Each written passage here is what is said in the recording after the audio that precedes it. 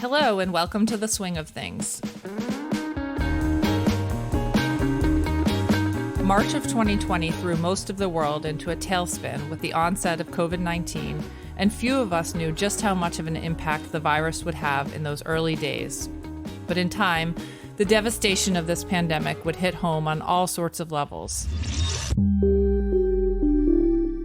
What our elite rowers experienced was uniquely challenging. They were just a few months away from the Tokyo Olympics, and the games were pushed back an entire year. They all had to decide if they had another 12 months of training in them. Today, we speak with some phenomenal athletes who doubled down in that extra year and qualified for Tokyo 2020. Yes, funny note, I know it's 2021, but these Olympics are still the 2020 Games. I'm joined by our Tokyo-bound small boat athletes, Kristi Wagner, Gevvie Stone, Kohler, Michelle Sechser, and Molly Reckford. First up is Kristi and Gevvie of the women's double sculls. Thanks for having us. Yeah, thank you. Thanks for taking the time to join the swing of things today. So I have a few questions that are for both of you, and you can take turns on answering them. And I have a few that are just for one of you. My first question really goes out to both of you, and you can decide who answers first. And it's really, and I was there, I got to see it in person, but what was it like when you crossed the finish line at trials and knew you were headed to the Olympics? I can start, I guess. I'd say it was a combination of excitement and a little relief. Trials can be kind of a long week of waiting and preparing and racing and recovering and repeating.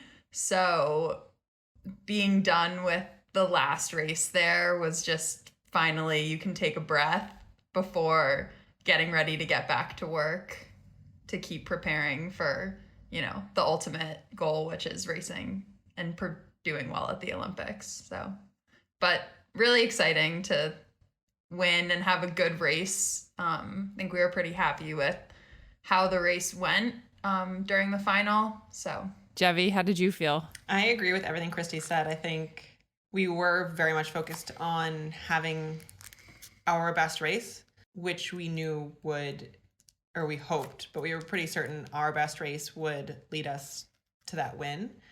And so the focus really was on internal in terms of going fast and doing our thing and making that boat move instead of beating the competition. And we were able to do that. And that was really fun and exciting to go out there. And we hadn't raced much. We haven't rowed together much. So that opportunity to go down the course and lay it all out there was really fun. And the fact that that victory earned us the chance to race in Tokyo makes it even more special.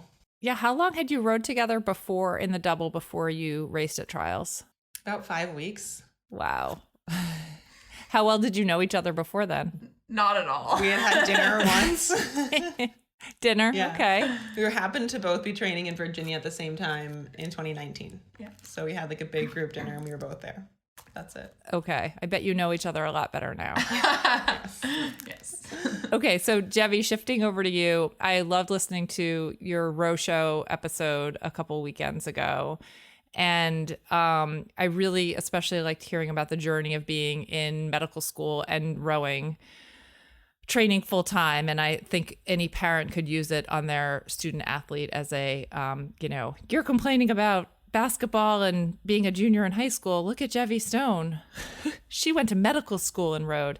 So I guess my question for you is around, do you think it was helpful for you to have something besides, and I mean, I sort of know the answer to this. You did say that it was helpful to you, but do you think that that's good for athletes to have something else to focus on when they're training for the Olympics, to have something else besides rowing? Well, thanks for listening to that episode. I know I talk a lot, but yes, the short answer is it has definitely made me a better rower to have medicine for a variety of reasons. I think medicine requires hard work and perseverance and grit in its own right. And I think strengthening those characteristics through medicine has helped me use them and apply them to rowing. I mean, the basics of anatomy don't hurt either. But more importantly, I think doing medicine, I love it. but it also makes me appreciate the life I have as a rower, in that getting off medicine, I had so much more control over my life. I got to nap again. I got to feel good as a person and be challenging myself physically and mentally in a different way. The balance of the two enables me to use all my facets, and I think playing them against one another in addition to in combination with each other, it definitely helps me be a better rower, but also the rowing helps me be a better doctor as well. I'm now very excited to go back to medicine and not have my back and my body parts ache all the time. So there are ups and downs of both. Right. It's going to seem easy. I guess jumping off from that, I read somewhere that you love the emergency room and not knowing what's going to come through the doors. Are there any parallels in rowing, or is rowing the opposite of that? The emergency department is really focused on teamwork. And I think that's why a lot of former athletes are drawn to it, because when a sick patient comes in, the nurses, the techs, the respiratory therapists, the doctors are all working together, and each player really has their own role, and everyone is on a pretty level playing ground in order to help this patient. And that is really appealing to someone who comes from sports, including myself, to be part of that team and to work together to help people. And I also think that no one knows what's going to happen during a race, so that unknown does apply. I mean, you don't know what's going to happen in a race. You don't know what's going to happen in practice in terms of every stroke of the piece, what your competition's doing or what the weather is going to do. And the unknowns combined with the adrenaline, which definitely has a role in both the emergency medicine and the rowing. I think, yeah, they're definitely, it's not the same, obviously, rowing and working in emergency medicine. I'm sure. But there are parallels. And I think that the reasons I'm drawn to both do share some positives. I guess jumping off of that still for you, Gevvie, and then Kristi, you're involved in this question too, though. But I think I've learned a lot about what it's like having your dad as a coach. Seems like net positive.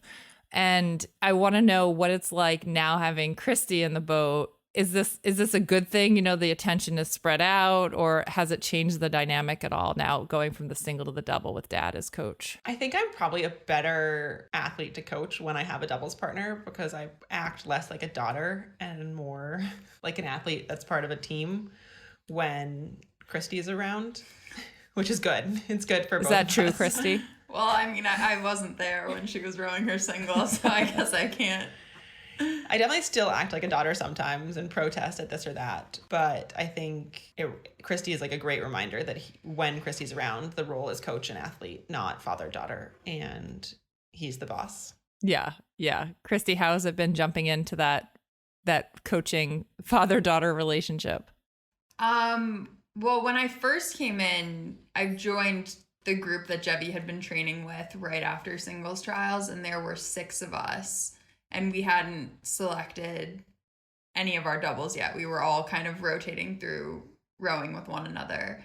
And to me at that point, it was very, coach and athletes and, big email lists, big email chains and that kind of thing. And I'd say I can occasionally see a few parent-child moments, but in a lot of ways that normalizes Gevvie and Greg for me. And, I looked up to Gevvie when I was younger, so it was a little bit intimidating when I first, came and started rowing with her. So it's been nice it's like stars, they're just like us moment. When my dad brings me my mail from my parents' house that I still use as my permanent address, and I sign all my emails XO to both of them. What was that like, getting into a boat with someone who's a little bit older than you? A little bit. I appreciate that. No problem.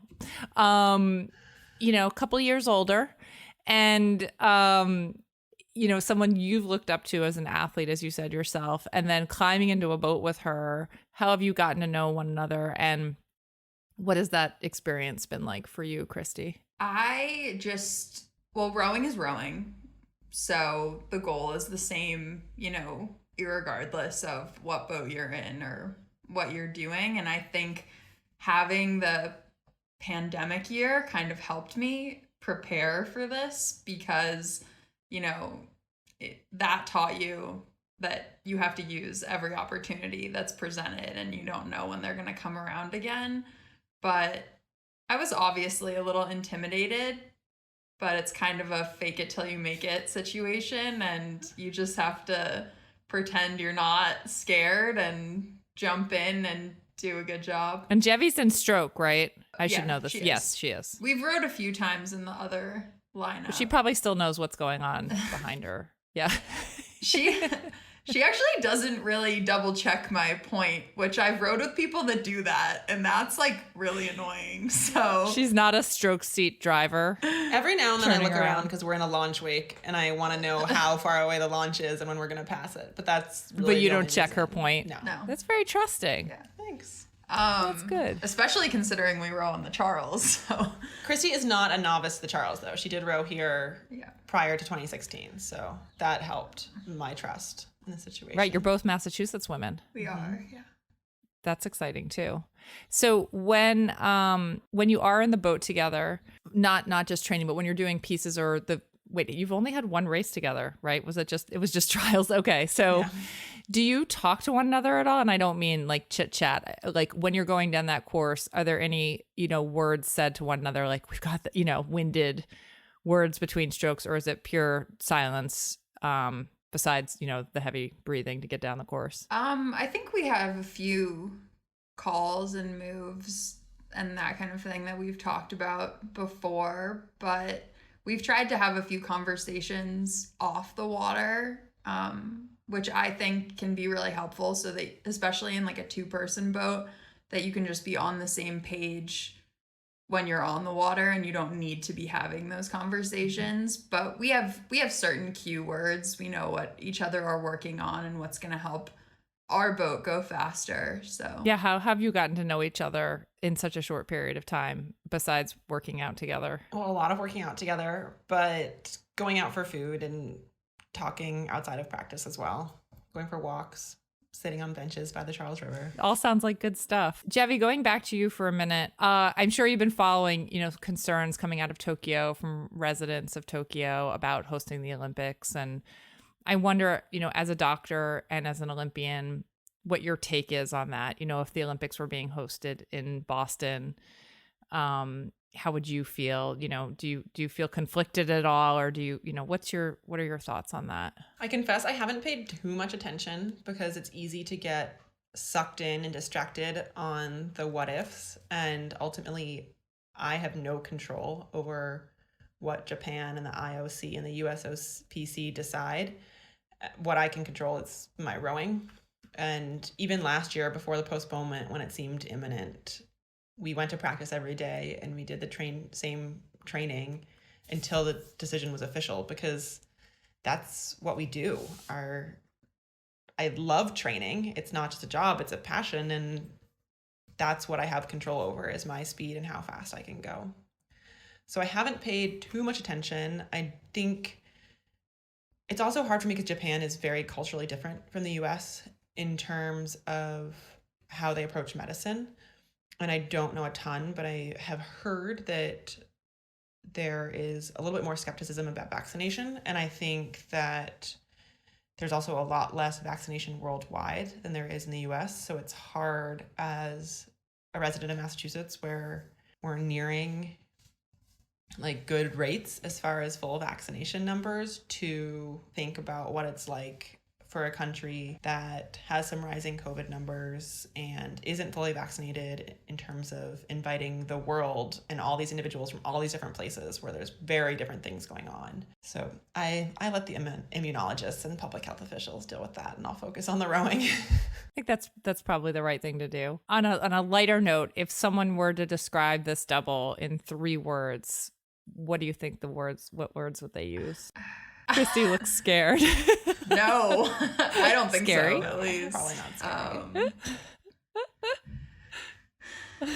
Resilient? Is that a good word? That's a good word. I'd probably use something like fresh, in that we haven't rowed together much and we approach things with that like fresh aggression, but also sometimes could use a little bit more sanding, varnishing of the edges.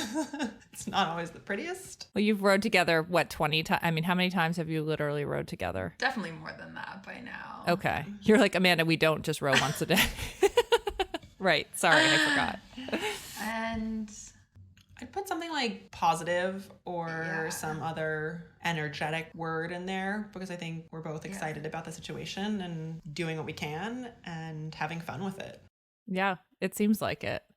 Kristi, going over to you for a second, if you were to give advice to young women rowing in college now, what would it be? I mean, did you imagine when you were at Yale that you would be going to Tokyo to represent the United States one day? I'd say that I always thought that I could do it. I just didn't know if it would happen, if that makes sense. I think a really cool thing about rowing is that the community is small and it's very accessible if you're inside it. I think accessibility to rowing is something that needs to be bigger because it's an awesome sport and it should be, easier for young kids all over the country to do it. But once you're in it, you can see people on the national team and on the Olympic team. And once you see it, you can kind of do it. But I'd say my advice is that the path isn't linear and your path isn't the same as anybody else's. So to assume that just because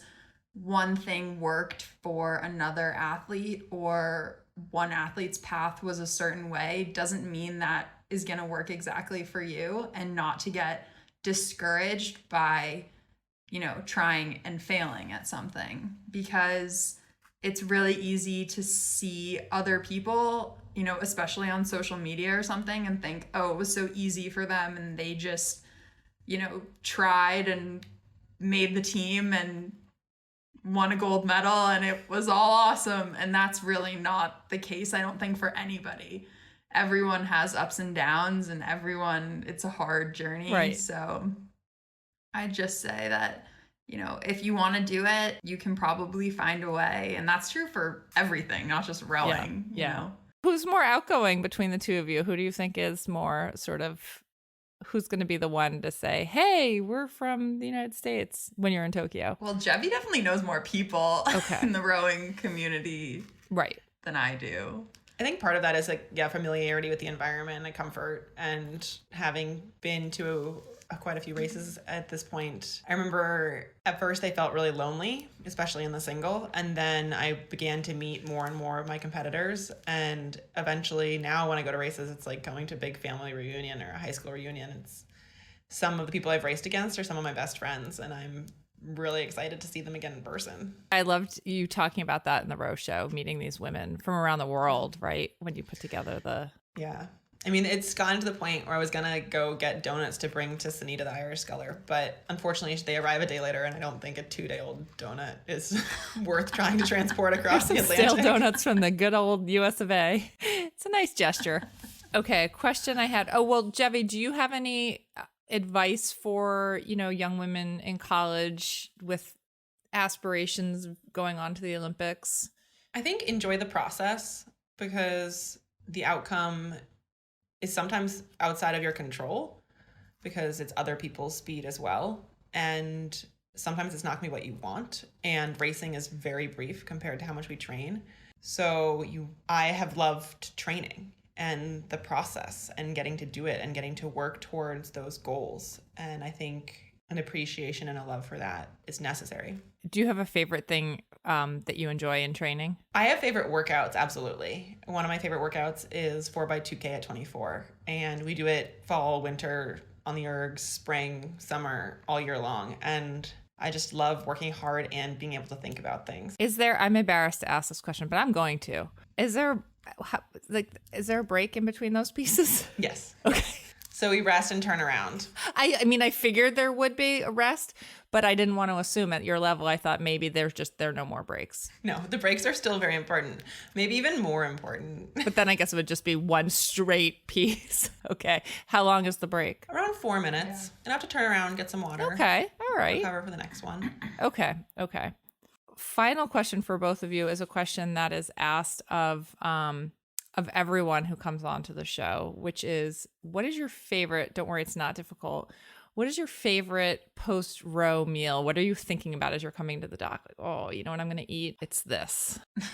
I think it depends on the weather for me, because training in Boston, sometimes you get off the water and I'm frozen. And so the thing that sounds best is a hot chocolate or hot oatmeal or something to warm you up that's also filling and a little bit nutritious. But in the summer times, obviously that's not at all appealing. And I do occasionally go to 7-Eleven to get a Slurpee in the summer when I'm really hot, or pickles are really good. That's salt. What flavor Slurpee do you get? It depends what they offer, but usually the mildest flavor that is offered. So the white cherry sometimes. I sort of love that we're talking to an Olympian who drinks Slurpees. Now the secret is out. I mean, you just need to cool down that body temperature and hydrate. It's delicious.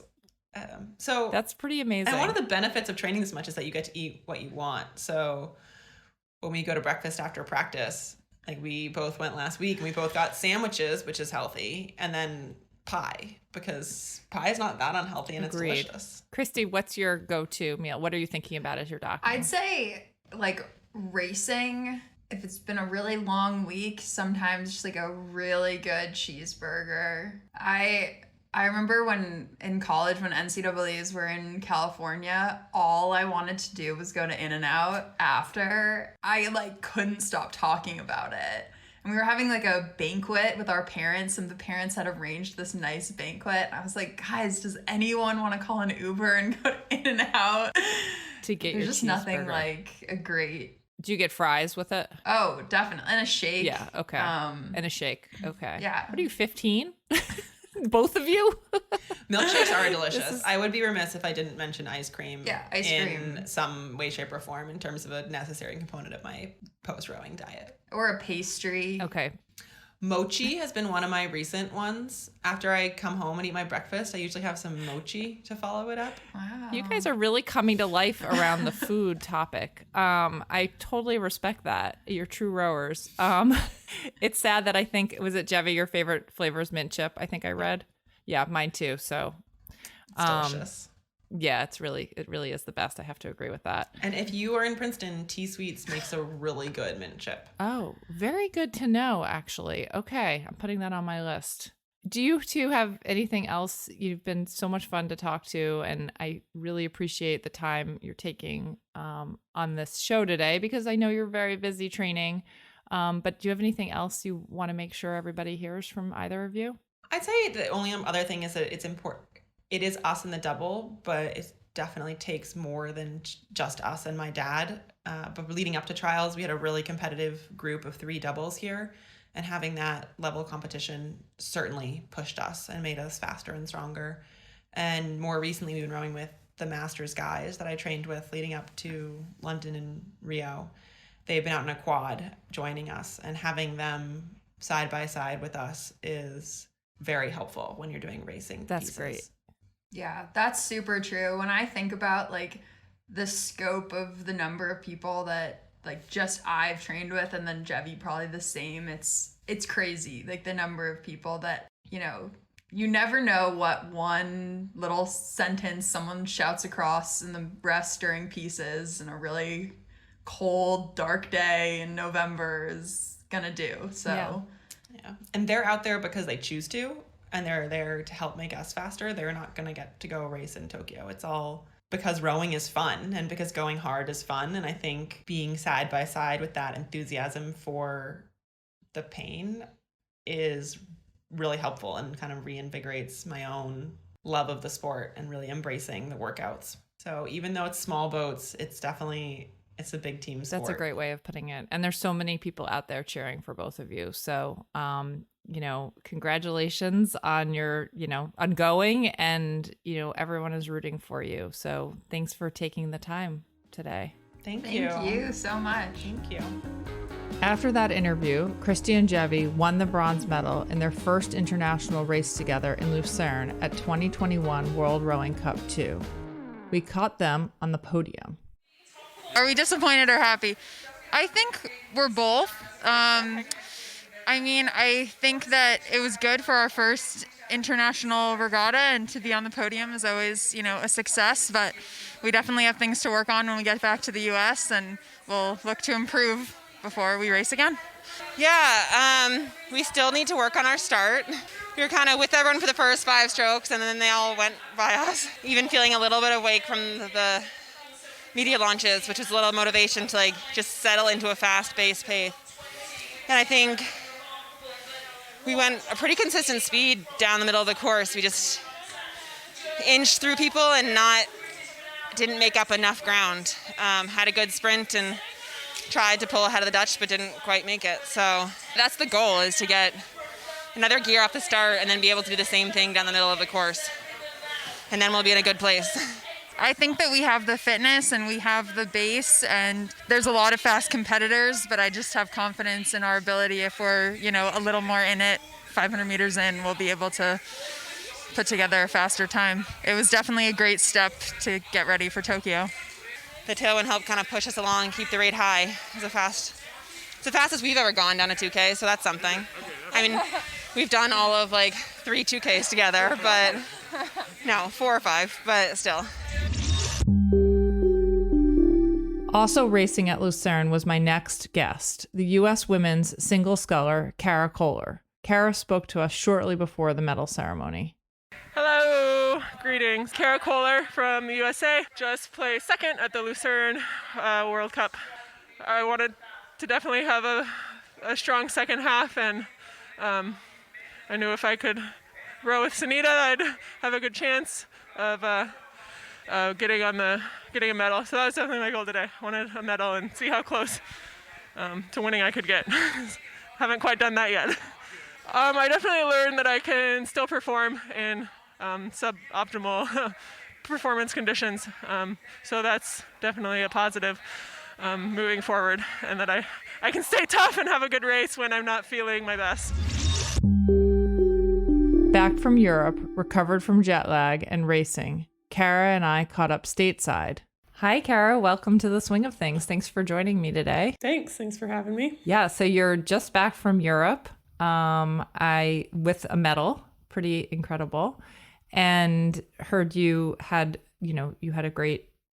some great racing there for sure. And I came to learn after the fact that you actually weren't feeling well while you were there, and you still had an incredible performance. So can you talk to us a little bit about racing there and the medal, the win, or the medaling, and also pushing through not feeling well? That must not have been easy. Yeah, I mean, it wasn't ideal conditions, but you have to be mentally prepared for things not to go perfectly. And so I visualized that, and people come down with little bugs during travel, and so I was having a little bit of some GI issues, extra trips to the bathroom, but luckily it didn't affect my rowing, and I was able to feel okay while I was on the water, enough to have a really good race and come away with a silver medal. So it was a big whirlwind of a week that's a short amount of time to fly over to Europe, adjust, and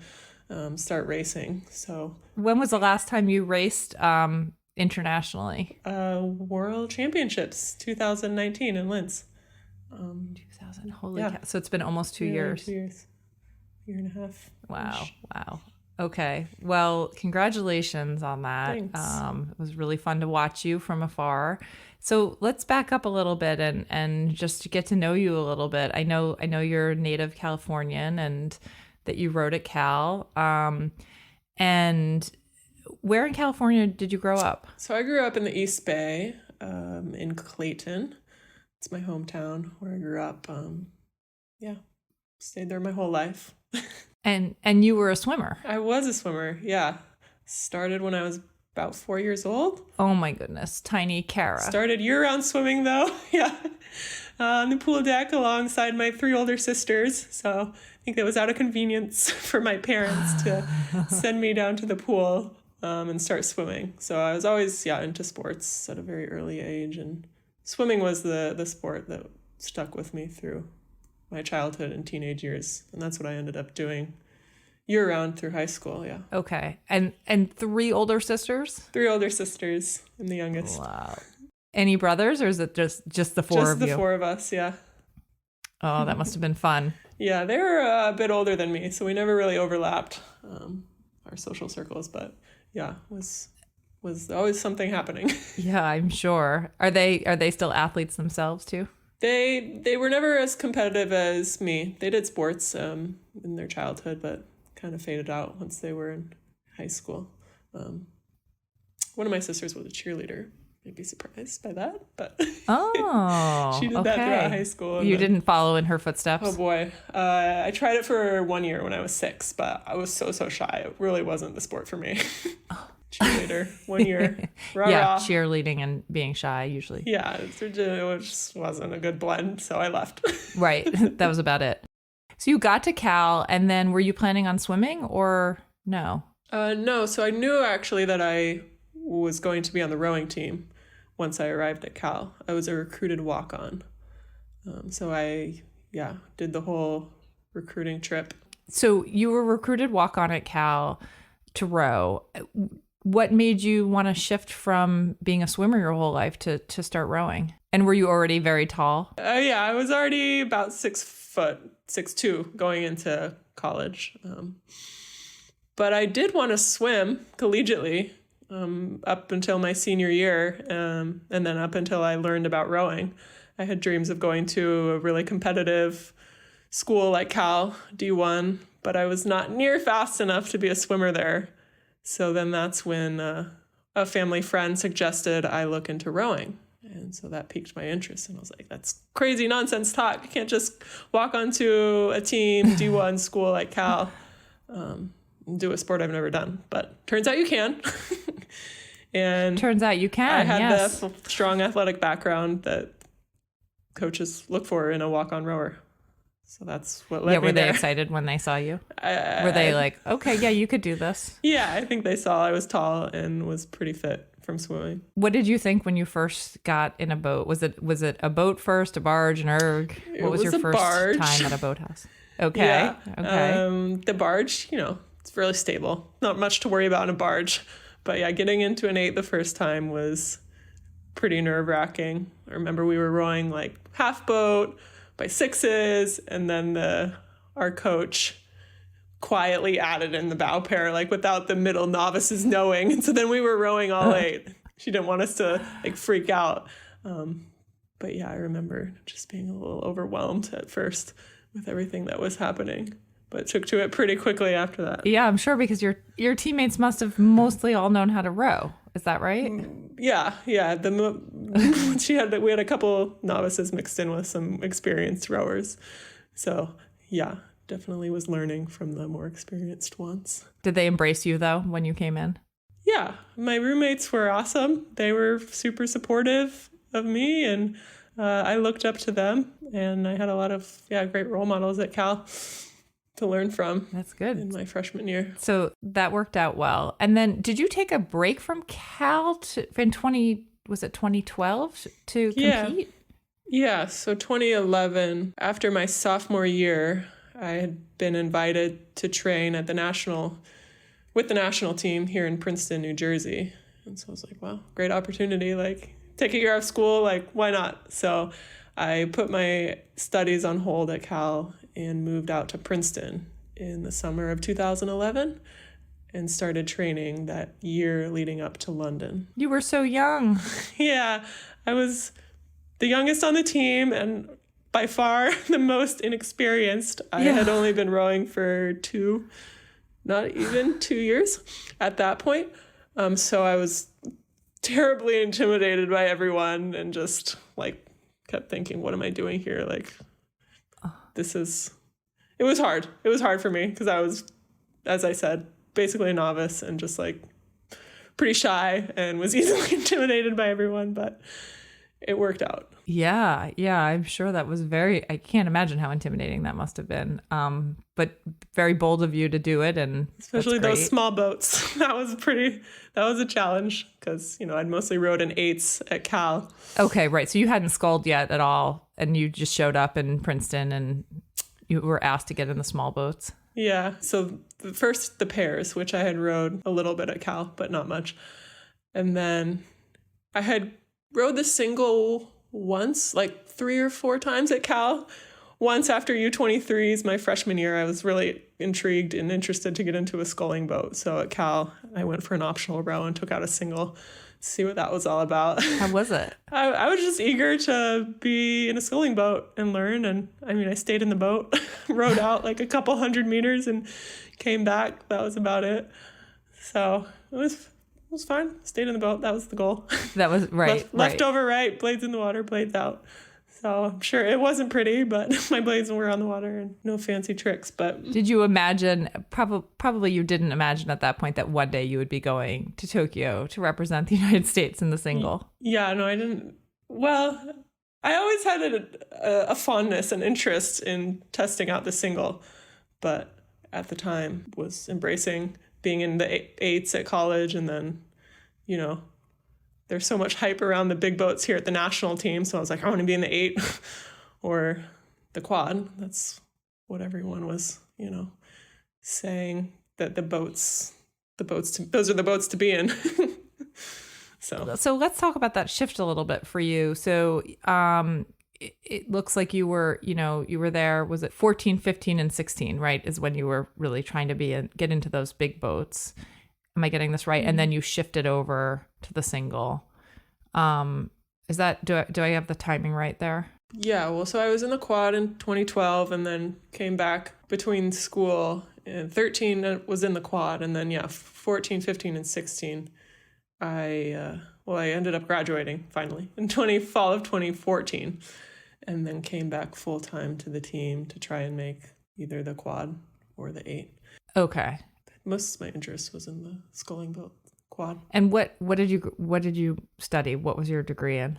Society and environment. Okay, we're gonna come back to that. So when you shifted into the single, I would love to just hear about that experience. I mean, does having been a swimmer at all? I think of being a swimmer as such a uniquely individualized sport. Obviously, there are the relays, but it still seems like it's a very solitary endeavor as an athlete. Yeah. And I wonder if that has served you well in the single, having been a swimmer for so long.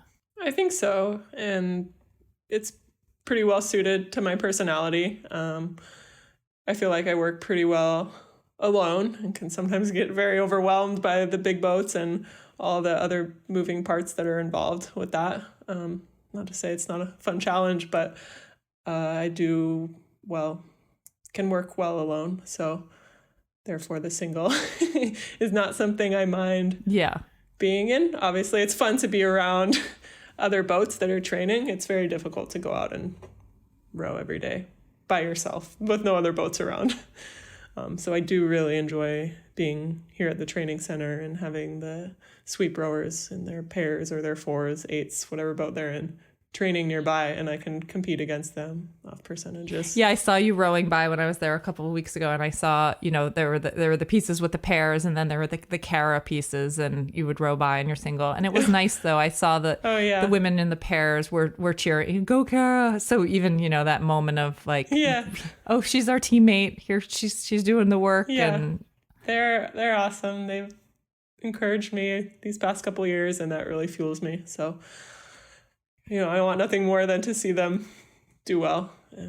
Tell us a little bit about trials down in Sarasota, going into that final race, you and Gevvie just duking it out, and everyone I know was leading into that. I mean, both of you are such tremendous athletes, and what was going through your head as you lined up and Tokyo on the line for you? What were you thinking? It was a very overwhelming week. Just emotions running so high. Just trying to stay as calm as I could the whole week, because it's hard not to let the doubts creep in and think about all the years and hours and sweat and tears and that have gone into this 7-8 minute race. And so there's a lot of pressure there. Like, I want to perform my best during these 7 to 8 minutes. So there's a lot riding on that. So there were a lot of nerves. But and just, trying to remind myself, if I don't win this race, there will be other great opportunities in my life, because I feel like, you know, we train so much and so long and tie our identity so closely to the sport. And so I just, you know, had to remind myself that either way, I'd be okay. Like, obviously I want to win. I'm going to do everything it takes to win. And I want to have my best race, but yes, it's not the end of the world if I don't. Right. And do you have anything you say to yourself, or any mantras as you're going to the starting line, you're sitting there at the start? I mean, do you talk to yourself at all and, you know, say, Kara, this is what I need to do, or, you know, do you do that at all? I do a lot of visualization the night before, like race walkthroughs, or at home. I write down, like on paper, each 250 technical focuses, things that I want to cross my mind, so that, you know, when you're in that adrenaline fueled moment, you've practiced it and it's already there. You don't have to spend energy thinking about what to think about. Yeah. And really, I want my mind to be as clear as possible. So when I'm doing the warm up, I mean, it's what I've practiced. So make sure that I've practiced it and know what to do, and really just positive thoughts. And I'll say like, yes, Kara, you got this. So positive affirmations, or I'll think of my teammates and all the nice little notes they wrote for me and how much they support me. Yeah. So those things really fuel me. Think about my family and how much they stand behind me and support me. So I like to think about all those things, and Laurel and people that have helped me along this path and inspire me. So that's what I'm thinking about. So yeah, the doubts will want to creep in, but then I'm just like, psh, get out of here. Nice. That's what you tell yourself. I was wondering. Okay. Yeah. You know, now shifting over to thinking about Tokyo, obviously Laurel, your coach, will be going, but no family, right? No. Yeah. So, I mean, it's maybe silly to ask you how you feel about that. Obviously that's, not what Olympic athletes imagine their Olympics will be like. But you know, how do you think about that? How do you shift your thinking on that as we head into the COVID Olympics? Yeah, I mean, it's seemed pretty inevitable that it was going to be far different than we all dream about the Olympics being. So yeah, I mean, I had envisioned making this team after not making Rio and having my family being there to watch, and how special that would be to have them there. But the times have changed, and so, you know, I've adapted and trying to make the most of it. You know, they'll save a lot of money. There's that. So yeah, you know, that's the bright side of things. That's true. That's an expensive trip. It's looking to be very expensive. So there's that. But you know, and then we can just focus on competition. So really, it eliminates a lot of the distractions that the Olympics present. This is true. Have you been practicing your Japanese at all? Oh boy, no, I haven't. I should start probably. You have time. Yeah. Have you been to Tokyo before? No, I have not. The only Asian country I've been to is South Korea, 2013. Okay, that's still going to be an incredible trip. Yeah. And what are you doing now to prepare as we head into the final weeks before the pre-camp, right? The pre-Tokyo trip to acclimate in Hawaii. So what do you do before that? I mean, what do your days look like now? Really the same that they've always looked like, but extra attention on, you know, this final push, extra attention on making sure I'm sleeping enough, making sure I'm eating enough, because I have a tendency to start to lose weight, and I don't want to get too lean before the Olympics. So that's the struggle for me. So focusing on those two things, rest and nutrition, so that I can train really well and show up every day with the utmost focus for each practice. I wish I had that problem with that I don't eat enough. So how does that, but you burn a lot more calories. When you're rowing, training like 3, 4, 5 hours a day, it's like you have to eat so much. Yeah, how much do you have to eat? Exhausting. Right. Like, yeah, talk to us about what you should be eating in a day. I feel like I need like between 4,000 and 5,000 calories, probably. Wow. But okay. I can't say that I do that every day. That's a lot of food. And just like that is a preparing, tremendous amount of food. being like a full-time chef and a full-time athlete, Right. it's like really hard unless I prepare ahead of time, like really map out, like write down each day what I'm going to make for dinner, what you're going to eat. And that can be leftovers for lunch the next day. But when I get too exhausted, then I just, as I'm sure most of us can relate to, eat out. Yes. So. And then how much sleep do you get? Oh boy, I've really never been the best at getting enough sleep, but I aim for at least 8. So, man, when I was in high school and college, I was like, high school was the worst actually, because I did have morning practices in high school. I'd have to wake up at around 4:20 a.m. and I would stay up super late doing homework, not go to bed till like 11. So I'm glad those days are over. That was very unhealthy as an adolescent. Yeah. But now 4:20. It was, I really, really wanted to be an athlete in college. And so that's what I did. Like, you got to get up to you the were morning very practices. driven.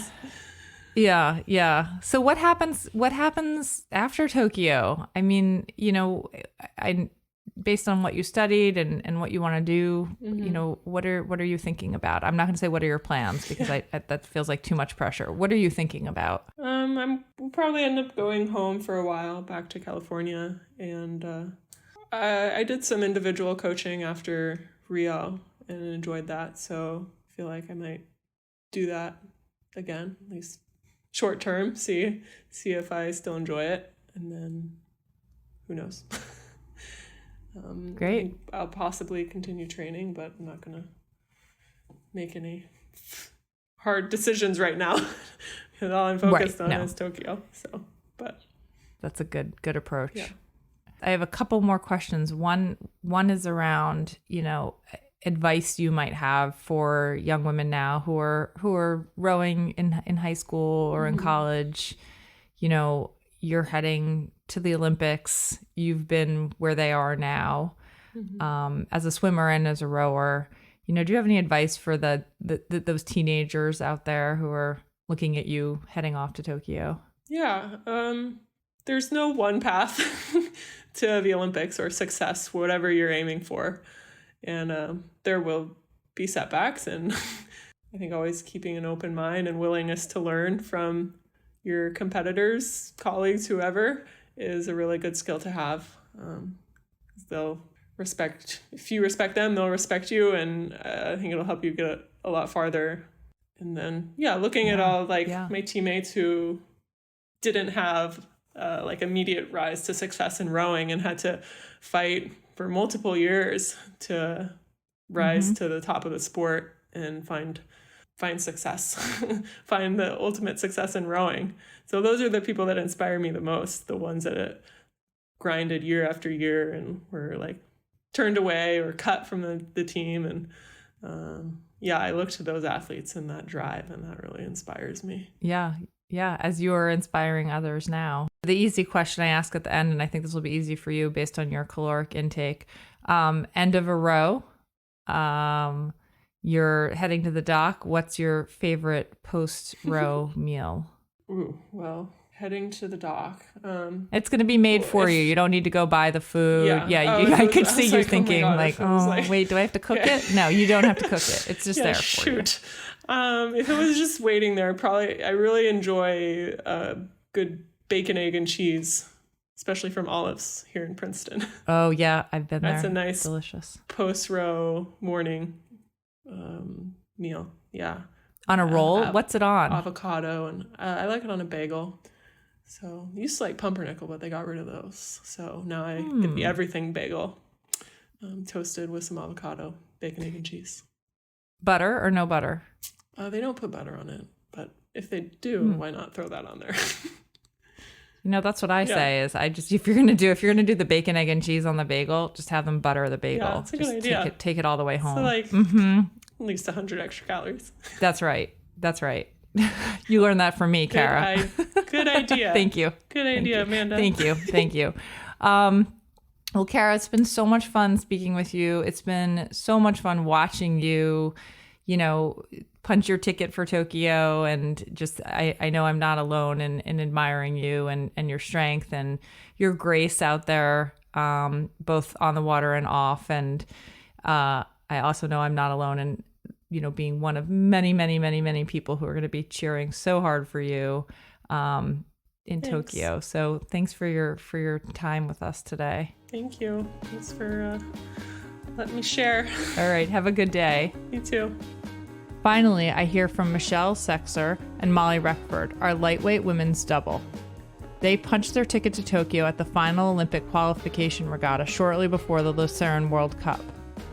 Okay, Molly and Michelle, welcome to the swing of things. Thanks for joining me this afternoon. Thank you so much for having us. We're really excited to be here. Great. Did you just get off the water? Yes, it was a very hot and windy day, so we had a good chat about staying positive and knowing that this is great preparation for Tokyo with 100% humidity and all kinds of changing wind directions. So it was a great row. And also we've got U23 trials going on right now here at Benderson, so it's really fun to see those kids launching and chasing their same dream that we are. So oh, that's really fun. Yeah, it was super fun running into both of you at Youth Nationals this weekend, and that heat is no joke. That humidity and that heat, the sort of hot wind blowing across the water there. So I guess that is good practice though for Tokyo. And really fun running into. Did the youth there know who you two are, or were you just two sort of fake high school kids running around? I would say that the youth definitely knew who we were, and we got to meet a lot of them, and they would, come up and say hi, and that was really awesome to, get to interact with high schoolers who look up to us and, who've been following us on Instagram, and that was super cool. But we did also sometimes pass as high schoolers. There was a referee who actually thought that we were a high school men's double. It's my fault for having, the sides of my head shaved. And we were out with the rest of the pack, and so we sort of blended in. So a little bit of both. Boys, get to the start. What are you doing? Yeah, well, I think I'm a member of that fan club. There's something I was thinking about having this conversation with you both, and thinking about, I don't know what it is. I maybe this conversation with you will help me figure it out. But there's something about the two of you watching you row and interact. It's such a pleasure, and I can't put my finger on what it is. You have this incredible energy, and it translates on the water too. I mean, just watching you go by, I mean, it's pretty special. So, excited to spend a few minutes and get to know you both. Let's start with you, Molly, if that's okay. So one of my first questions is, you were a walk-on at Dartmouth, is that right? Yes, that's correct. Okay. So can you tell us a little bit about that experience? Yeah. So I did row in high school. I rowed for my high school's team, but I was a little bit of a runt.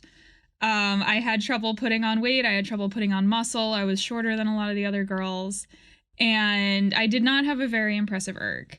And so I did talk to a couple lightweight programs, trying to get recruited, and I met some awesome people, but nothing really quite felt like the right fit for me. And then, I reached out to Dartmouth, and I sent them my info, and I said, please recruit me. And they were like, you sound really nice, but you're just too, you're too small for an open weight program. Wow. Were you your height that you are now? Aren't you 5'10" now? I'm 5'10". Okay. Yeah, but I was probably 130 or 125 pounds at the time. And if you have a competitive heavy open weight program, that's just a little too small to cut it. Yeah. And I had talked to the coach, but it didn't end up working out. But I applied anyway. And when I got in, they sent me a really nice email that was like, hey, we still would love to have you. We know you know how to row. Like, you're welcome on our team. And I took them up on it, and I just ended up rowing all 4 years for them. That's pretty amazing. So to those high school girls just starting out who are thinking, I'm never gonna even get to row in college, it can really turn out, huh? Yeah. It's you got to keep working, you got to keep chugging along at it, but you can absolutely row in college without getting recruited. That's there are so many programs that can teach you how to row. There are so many programs that take walk-ons. We had a freshman 8 in the fall. It was a ton of fun. So there's definitely an option, even if it's not just the recruiting path. That's good to hear. And I also read that you almost quit rowing in high school to focus on the pole vault. Is that real? Yeah, that was I did pole vault and hurdles and the 300 and 400 meter in track. My dad always wanted me to race the 800, but it was too long. And I really loved it. And I sort of had this because I was smaller. My coach said, you should try swimming. You should try something that'll make you stronger, you know, something not like running where you're going to be losing weight. Mm-hmm. And I remember it was, you know, spring rowing tryouts and spring track tryouts were the same day. And I remember sitting with my friends in the dining hall trying to figure out, which one do I go to? And I ended up choosing rowing. Lucky for rowing, you chose rowing. And your grandfather was an Olympian, is that right? Did the biathlon? Yes. So he did the biathlon, and he tried out for the 1960 team, which was the first biathlon at the Olympics, and he ended up becoming a forerunner. So back before they could groom cross-country trails, they would actually have skiers ski the trails to set the tracks for the athletes coming by. And so it's like in rowing being a spare. So he was a forerunner in 1960, and then he was on the team in 64 and 68. Oh, that's amazing. And I know he passed away at the end of the year. I'm very sorry. He did. Thank you. He's definitely still with us in a lot of ways. And he was very proud of me and very excited that I was on this path, and I know he still is. Yeah, so. Yeah. I'm sure. I imagine you still feel that he's very much still with you on this journey, and must be so proud, right? Yeah, absolutely. So on a lighter note, another thing that I read about you is that you're focused on interest rate derivatives and mortgage products and investment grade credit. I don't know what any of that is. I mean, you know, I sort of do, but I studied English and education. So for those who are listening who aren't quite sure what path you're on, what is next? You know, what's next for you? And then also, are you still doing both of those things? Are you training and working? It's easier to answer the second question than the first one. Yes, I am still training and working. Wow. I no longer work full time. When I was in the lightweight quad in 2019, I was working 3/4 time, and that was a lot to juggle.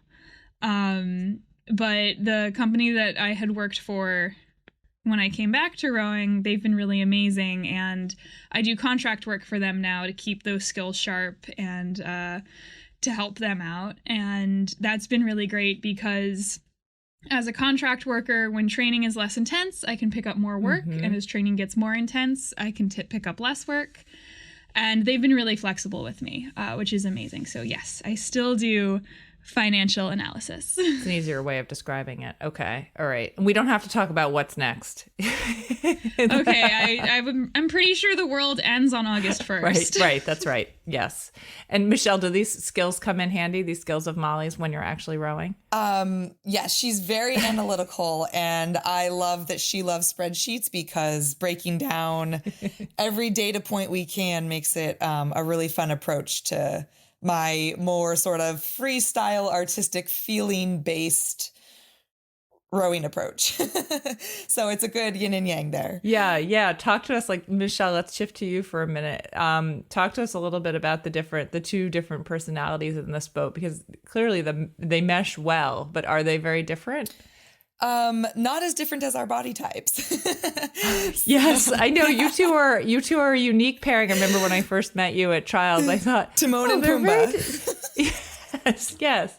Well, no, that's not what I thought, but no, it's good. I think it's really fun. It's a good balance of we are very similar in a lot of ways, and I think in a lot of the very important ways, especially what it takes at this high of a level. And there's also a good balance of, I think also it's important to recognize some of your own things that you might see in your partner, so that things how to help them when they get when they're in a dark place or a hard day or something. If you know what that emotion is like, you understand how to help pull them to a more positive place. And I really appreciate that Molly and I can kind of see that in each other, that our own weaknesses and strengths are fairly similar. And so that's been really nice. And like I said, very analytical on Molly's side. She loves her spreadsheet. She loves her data recording, which is hugely important at this level, right? Where every tenth of a second, every meter of a workout really counts. And I do work that way. There is a little bit more of, like I said, a freestyle to me, where it's the rhythm felt this way, or, my RPE, my perceived effort felt this way versus, the numbers of my heart rate. And so it's, I think it's good that she brings me to that more data driven side. And I think there's a little bit where I can bring her more to that, like, what do you feel? Like, what do you feel under the balls of your feet? Like, what do you feel one breath per stroke? Are you below threshold? You can keep one breath per stroke if you're below threshold. So it's a really nice balance there. And it's been fun kind of learning so many deep layers to one another. It's been a really special partnership. Yeah. And you clearly spend a lot of time together.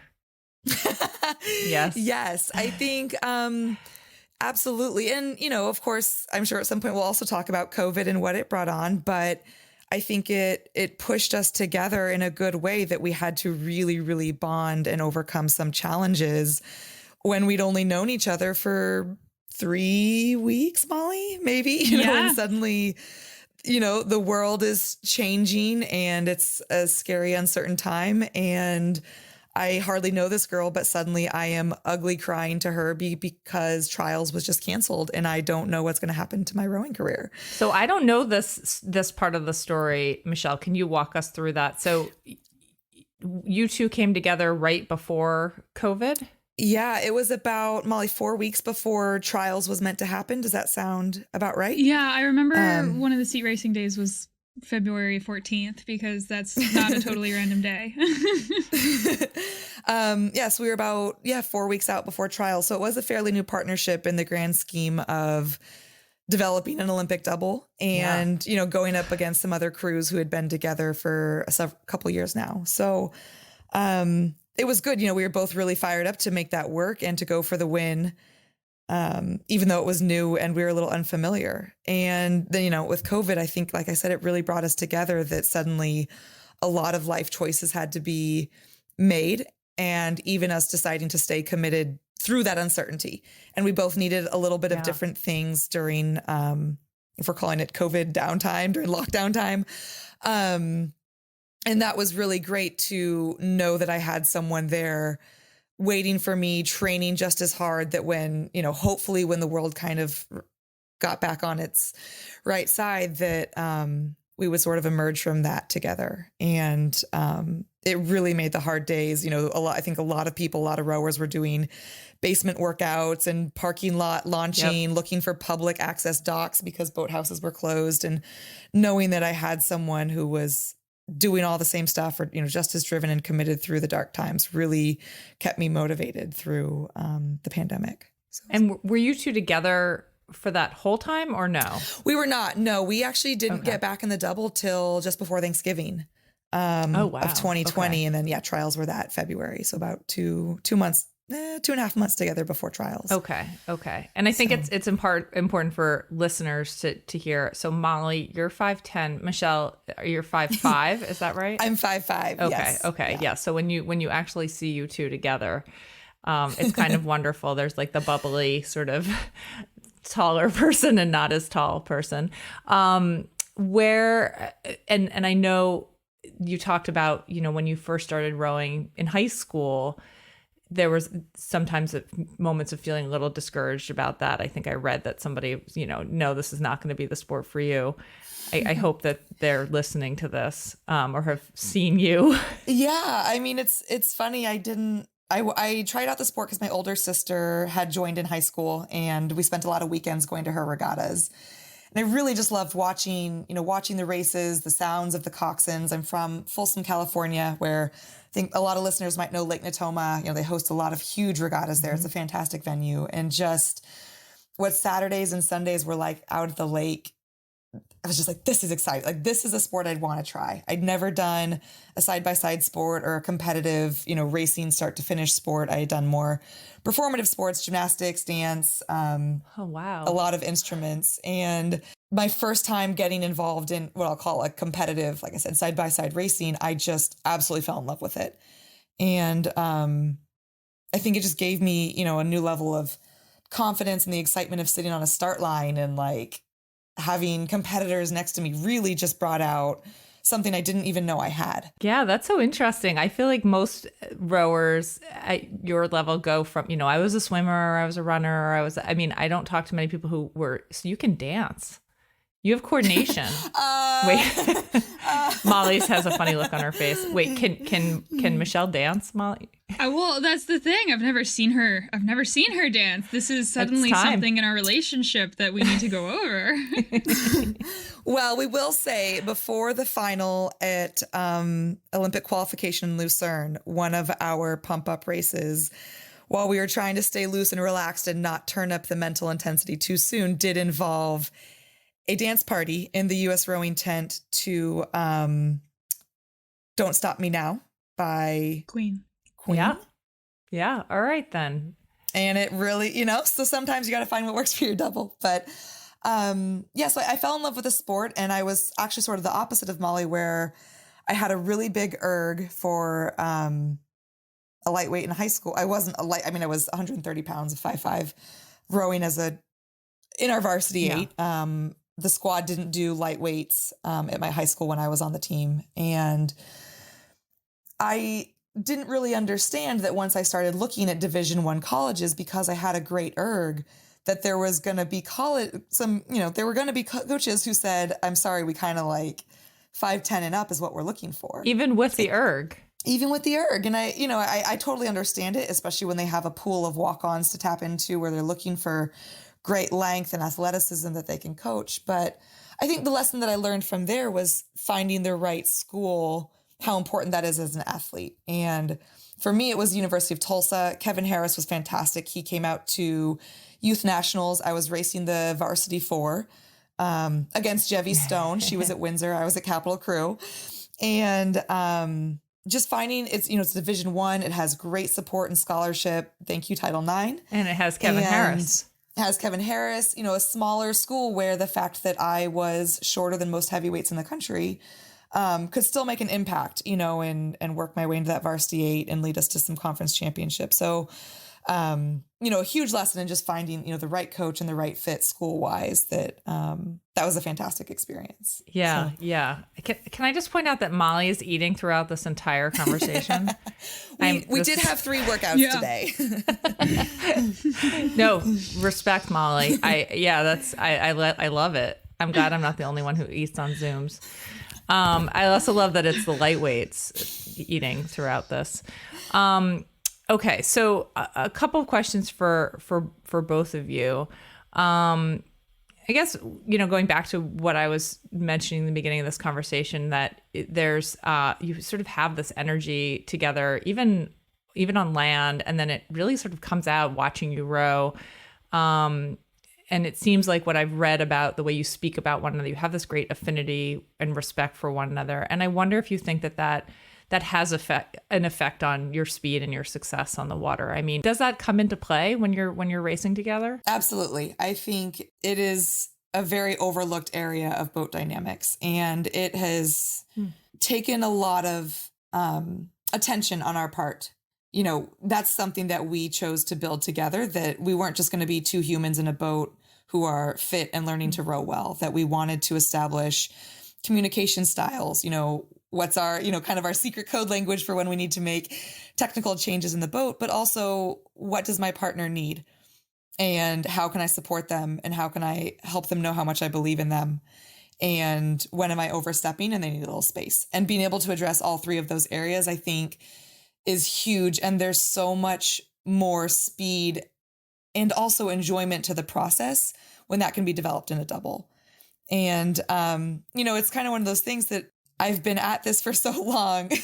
My first national team was in 2011 that this year, just being able to build something deeper than that, I realized like how much this is what I've really wanted. Like, yes, going to the Olympics has always been the huge goal, but also being able to experience like a deep partnership where someone believes in me and, someone that I believe in, that I can communicate to them how much I believe in them and that I'm not going to give up on them and I'm not going to give up because of them. And, it's a really powerful part to the sport, to crew, right? To team boats. Like Molly and I talk about being greater than the sum of our parts. And it's not just my erg score plus your erg score. It's when we're driving the boat together, that momentum, it's exponential speed. And, it's really just made this such a special year. I've had a lot of fantastic doubles partners throughout the years, and I'm just really lucky that I get to have this with Molly. Yeah. You two exude it somehow. You really do. So, and now I'm hearing about it firsthand. But even to people on the outside, I think it comes through. So it must be it's really a very special thing. Who's Molly's in bow, and we're going to talk about trials in a minute because I've watched that video 7 million times of the start. You're like the hero, that recovery. We're going to come back to that. But who's the talker? Does anyone say anything while you're racing? I'm sure you talk, but when you're warming up and start, getting some water, but while you're racing, are there any words? Yeah, there are words, but it's a team effort. It's a joint words. Yeah. And so I definitely, I take on sort of the race calling. And so, yep. Calling the settle, calling our technical cues at certain points in the race. My first 6-boat across race was actually at FOQR. That's wild. Well, that it worked out quite well for us. But so, calling where we are off the other boats, executing our race plan. I take that on in terms of my job to speak. But we do have this great font of knowledge in the stroke seat. And so Michelle will sometimes, tell me if she's feeling something, or my personal favorite is if she thinks that it's time to make a move, she'll say ready. And then I know that Michelle is about to go and it's time to call it and let's go. Let's rock. She just yells ready. Yeah. We try to keep our words as short as possible because there's not a lot of oxygen with 500 meters to go. Right. But we are able to communicate. And as Michelle said, we sort of have come up with this code of, if I say knees, she knows exactly what I'm thinking of. Knees. Is that quick knees? What does that mean? Quick knees? It's knees together. So make sure that my knees are moving down with hers, and make sure that we're getting that like trampoline double bounce together. Yes. Right. Even though you're very different lengths. But it doesn't look like you are when you're rowing by. That's the thing. I mean, Michelle looks like she's like 5'11". I've got going a long by. torso. And then I met you on land. I'm like, oh. Sorry to disappoint. Did not disappoint, Michelle. Never. I do have a bit of a long torso, and our awesome coach Casey has kind of personalized our rigs to really make it so it's less dramatic than you would think. But but the calls, and Molly's done a great job, learning, even as we've just built more racing experience through trials 1, through trials 2 against the heavyweight women's doubles, through Switzerland, getting more of what I want to call like that Scooby sense in the race. Like if the field starts to lull, you'll feel like the field starts to hesitate. It's the perfect moment for an attack. And that's where something like the ready, might come in, where if we hit the rhythm's right, we're tapping the catch along, and out of, this kind of like sneaky peek out of the corner of my eyes, I can sense that the field is hesitating. That's the open door. That's the open door opportunity. I'll give her a ready. She knows that means like, I took a deep breath. Like, you call me to sprint, like I am ready to go. And, and even just being able to kind of give myself over to that, almost like, okay, I got a big gulp of air. I've got the rhythm right. Like you start cracking the whip and I can start, sending this thing down the course. And it really is fun to kind of have that, collaboration through it. And even if we're in the middle of a hard piece and fatigue's starting to creep into my legs and the breathing's getting a little fast, and Molly will make, some sort of call with like good energy to it. It just gives you that little bit of like giddy up in your step, that you're not alone in it. And it's, 2 sets of legs driving down to those decks every stroke. And it just really kind of gives the boat a nice surge to have someone, Yeah, literally not alone. So speaking of you two racing together, and do you not like to talk about it, Molly, or tell me if you've gone over this before, but I thought that recovery was so amazing. And let's walk through. Is this okay, Molly? Is it traumatic to talk about?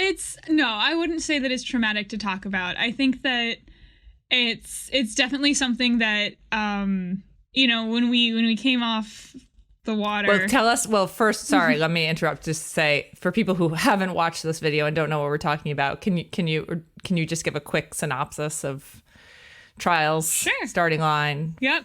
Okay. So it was the final of Olympic trial of trials 1, and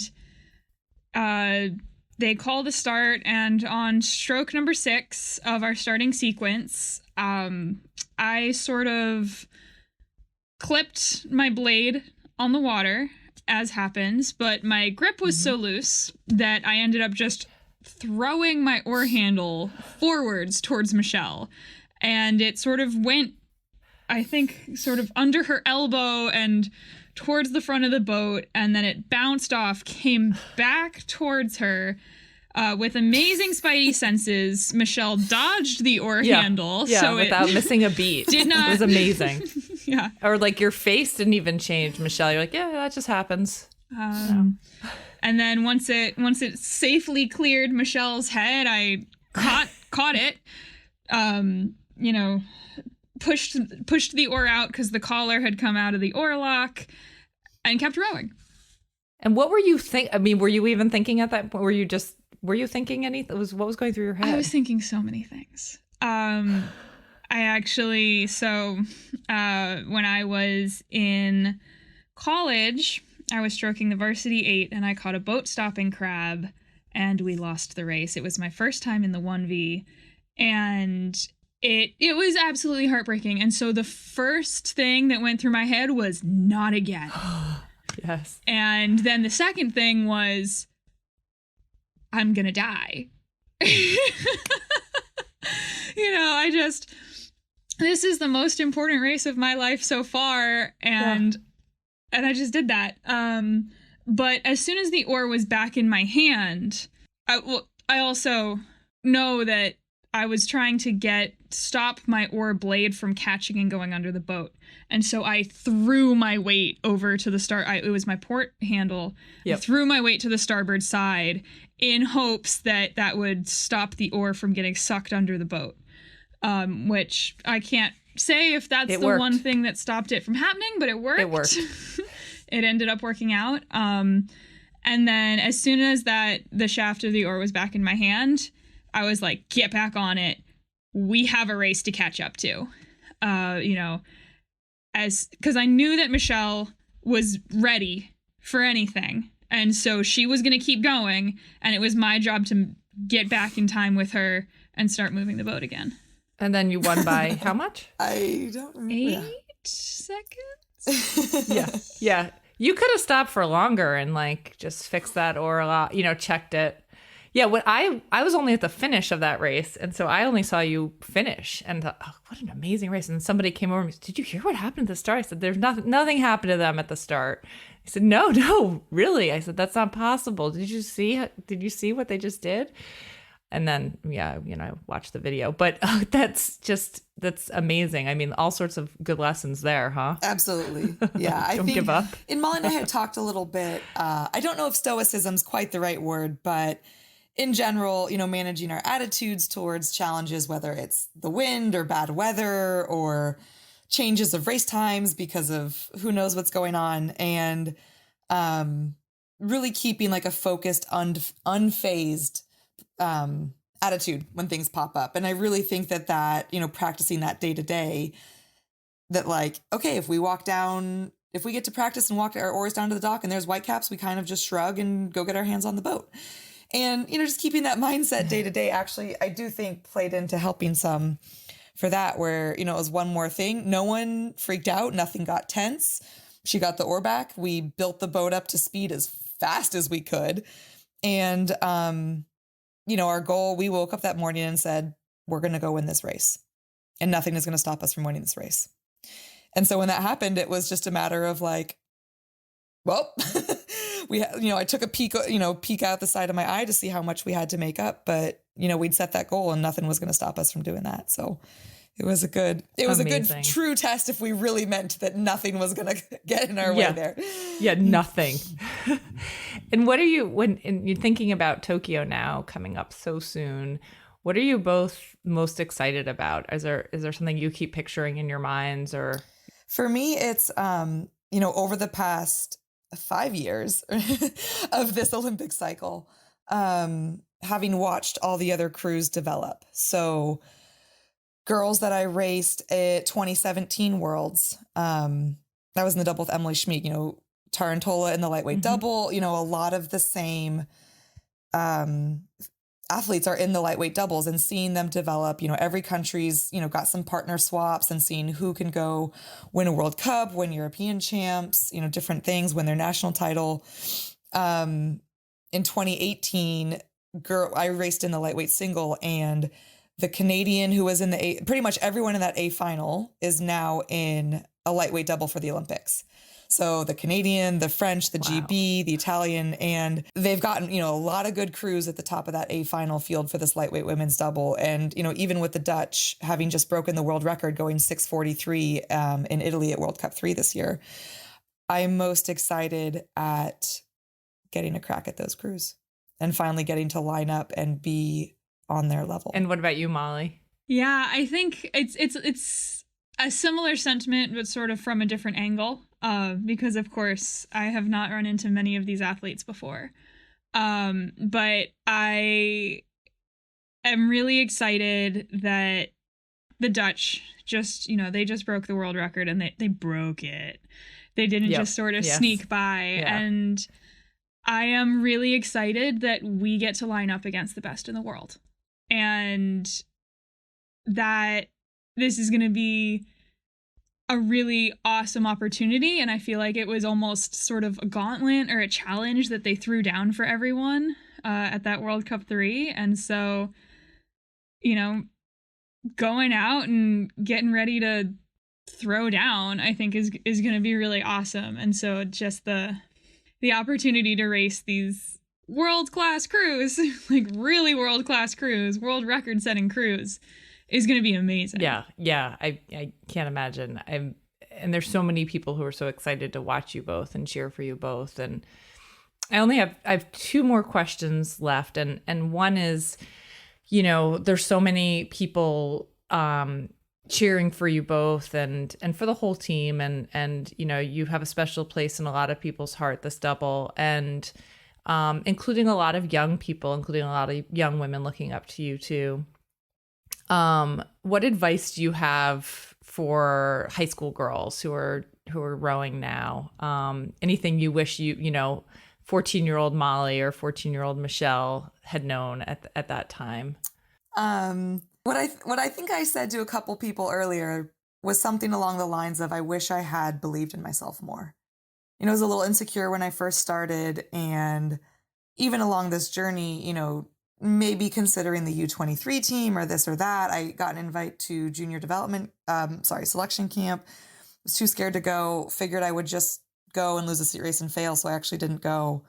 I wish I had believed in myself more. And so I think first and foremost, one of the things I'd say is, not being afraid to look in the mirror and really trust yourself and find confidence, and as long as you are willing to put in the work, don't be afraid to chase some pretty big dreams. But I think I'd put in a second piece to that that's really been something that I've learned a lot with Molly, and we've, for all its highs and lows work together, is learning to be a good teammate will get you really far, really far. The attitude that you can bring at any level, high school crew, you're trying to make that varsity 8, that when you show up to practice, that's not just you going for a seat race or you trying to impress the coach, but what can you bring to that boat, both as a teammate to the other 7, 8 women in the crew, and also just the energy you can provide them, how you can support them, how you can help bring out the best in them is honestly probably the number one thing you can do to make your boat move.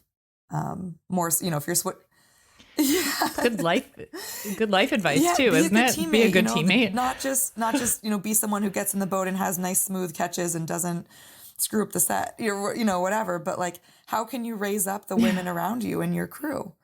And that's gonna help a lot, and I think that also help you build some really incredible relationships and friendships along the way. Molly, what's your advice to the 14-year-old?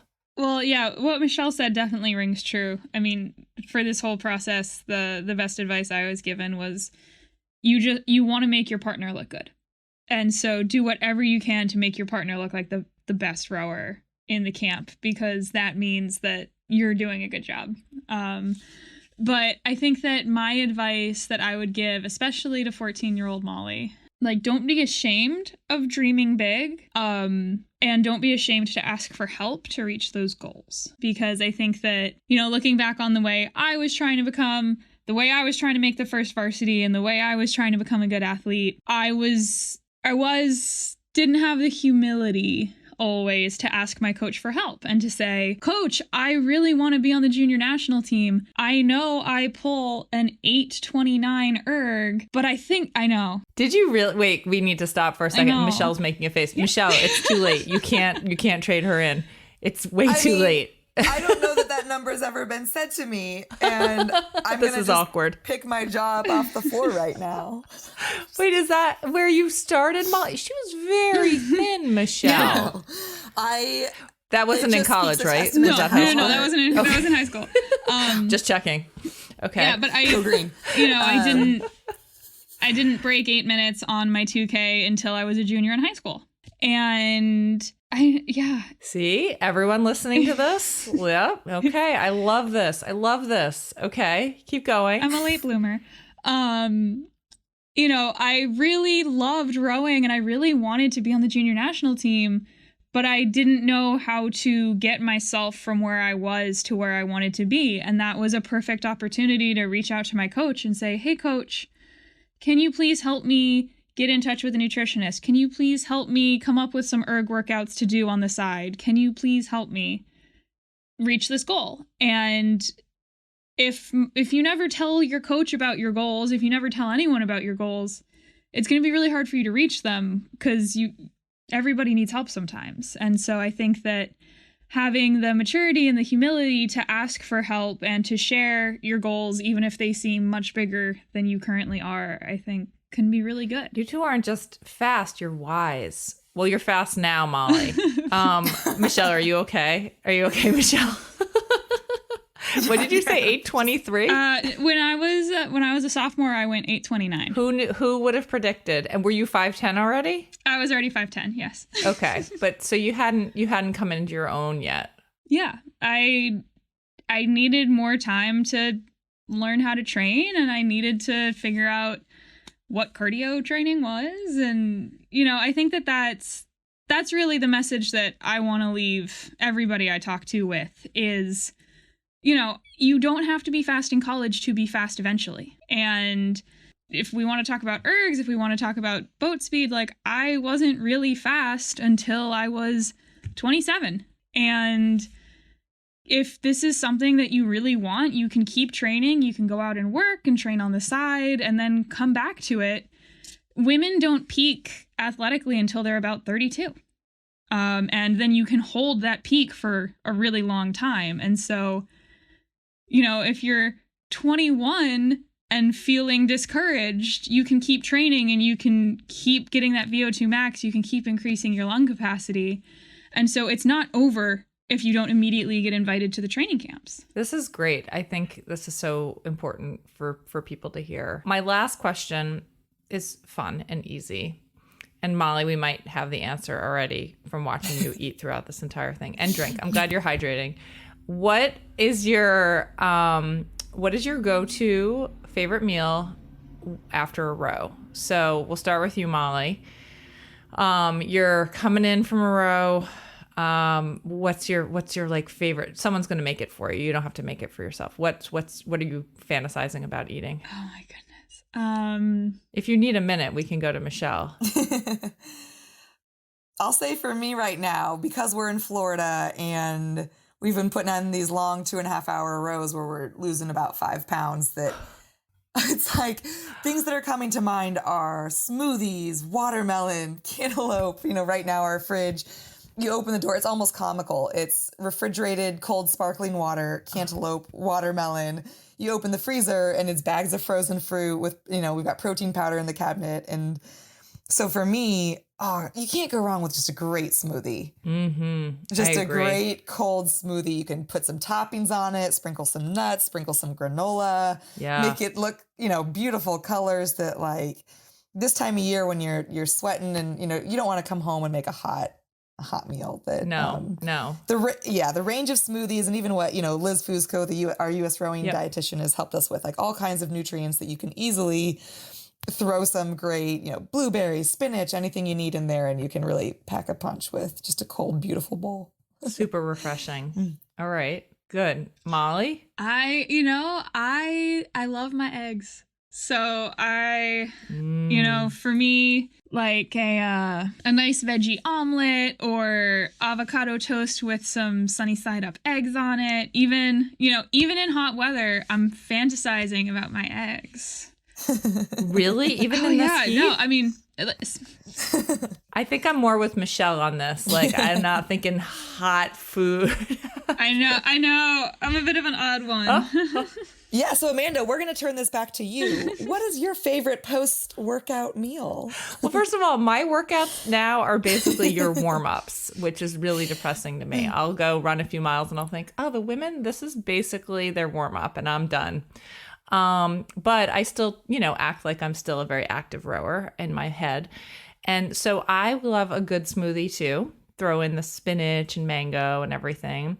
I also love a big plate of French toast, maple syrup.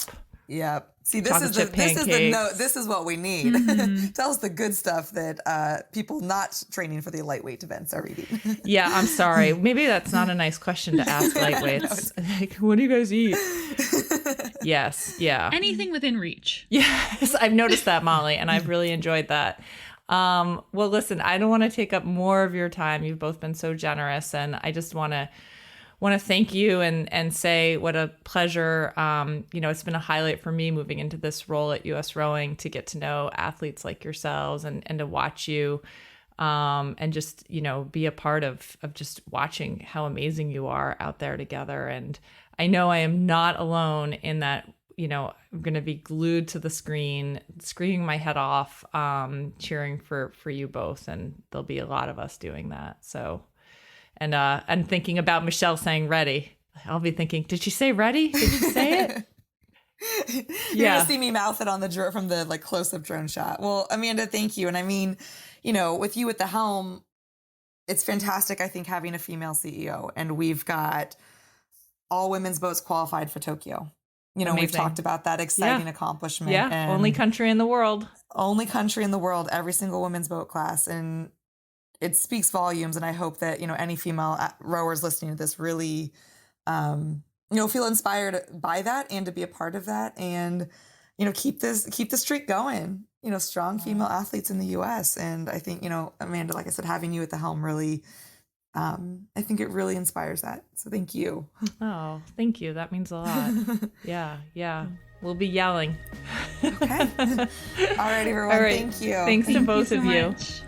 And that's all for this episode. I hope you have enjoyed hearing from a few of our athletes as much as I have. Remember to like, share, and follow from wherever you get your podcasts. It helps others to find us. In the next episode, we hear from some of the U.S. coaches who will be leading the team in Tokyo. Please subscribe to make sure you don't miss it. And if you have any suggestions, questions, or comments, we'd love to hear from you.